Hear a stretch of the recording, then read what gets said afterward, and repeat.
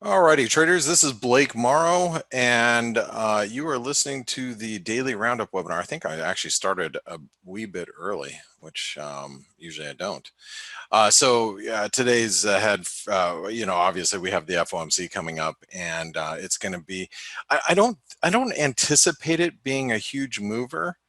I don't expect the market to move a whole lot following the Fed. I think it's going to be pretty much a non-event. But I also have to say that I think the market's waiting for the non-event. No one really wants to take or establish any big positions ahead of the FOMC. So that's probably something that we've got to deal with currently, is just kind of waiting, hurry up and wait for the Fed to make their announcement, and then nothing will probably happen. But but there is, in my opinion, something that we should probably watch for is if you think about, like, hold on really quick, let me just pause this really quick. Excuse me, really quick. Sorry. Okay. I was just managing something really quick. One of the things that I think we have to be a little bit on the lookout for is for the question and answer session. If you think about, like, yield curve control, which has been the talk of the market, that probably isn't going to happen anytime in the very near future. And if you also think about negative rates, I think Powell's going to dismiss that pretty quickly. So that's nothing I'm really too terribly worried about. Although if he talks about wanting to do yield curve control right now, I think that would be more of a probably would shake the confidence of the market a little bit. The market would be like, what are you seeing that I don't see? What are you going to do there? Or why you even talking about yield curve control right now? That would be my view. So I don't think that those two subjects are going to get talked about. What I think is possible today is that the Fed is asked about gold, and maybe even the dollar, because keep in mind, for first and foremost, let's go over to gold really quick. Gold's at a new all-time high, right? And it looks bullish. So, and it looks like it's still breaking out. For those of you that are sitting here trying to fade gold, let's keep in mind we're still in breakout territory, right? While we're above this 1920 change. Hopefully nobody in our chat room is trying to fade gold, but I mean, it's traders' tendencies try to fade these big, strong moves. Anyway, gold's breaking out. Obviously, the dollar is also at multi-year lows here. You pull up the dollar index. We are we are at levels we haven't seen since 2018, right? 2018, actually 2017, I think. Now 2018. Okay, so how about if Powell is asked about strong gold, weak dollar? And how about if he sounds maybe a little bit nervous or worried that maybe this is a sign of inflation, right? With gold ripping, dollar falling. So what would that imply to us and the markets? Well, in my opinion, it would be negative the S&P. And the reason why it would be negative S&P is because that means the Fed is probably worried more about inflation coming down the pipe.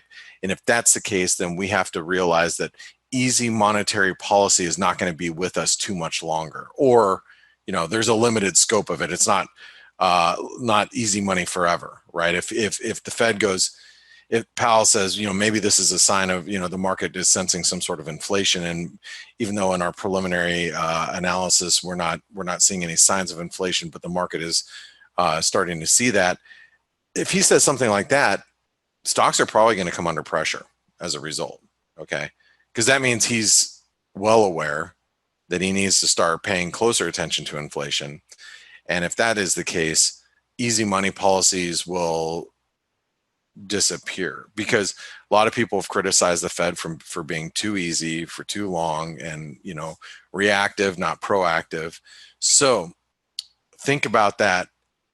If he gets asked about the value of the dollar or gold sitting at all-time highs, which I'm assuming he's going to get asked, how he answers it's going to be pretty important. Now, if the stock market actually starts to come off and comes under pressure, those of you that are trading around with me in the chat room, that my eyes are all on the Aussie yen. I actually shorted a little Aussie yen. We were close to 72.50. I had some yesterday, like at 72.10. So my cost average is around here, but I'm looking at it as a bear flag, possible double top, but we'd really have to break this 74.70 support for me to get too terribly excited about the Aussie yen. But if stocks come down following the FOMC, you guys know what my playbook is here. My playbook is, S&P starts to break 3,200, Aussie yen's going to break down, and Aussie yen's going to, probably, come down towards the 200-day moving average, down towards 73. And that's how I'm looking to play it. Okay. I guess really quick, I should also note that the euro dollar, we tried to break this uptrend line today, and whoop, right back up. Now, I was long some euro Aussie from yesterday. For those of you that were around, I was picking it up here as we were going to dip to the 38% retracement. I sold it on the rally. I still have a core position, but I think that the euro Aussie looks pretty bullish here. And the euro obviously looks really bullish as we're right back at the highs. I was hoping for a dip down towards 116.50 today. That doesn't mean we can't get it, but I'm kind of thinking it might not happen now. We might all have to just chase the euro higher from here. I don't want to do that, but we'll see how the dollar reacts post-Fed. And then I also have to admit that the cable's really quite strong. Could we be trying to forge some sort of topping pattern here at the 127% extension? It's possible. It is, especially with, you look at the Aussie, a couple false breakouts today. Kiwi's been underperforming, but anyway, the dollar seems ripe for a bounce, but any bounce that we see in the dollar, I'm going to use that over the course of the next 24 to 48 hours to sell into strength.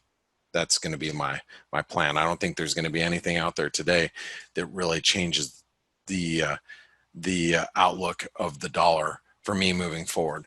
Yeah, and guys, just remember, if you're in the chat room, I'll be in there, during the FOMC announcement and during the question and answer session.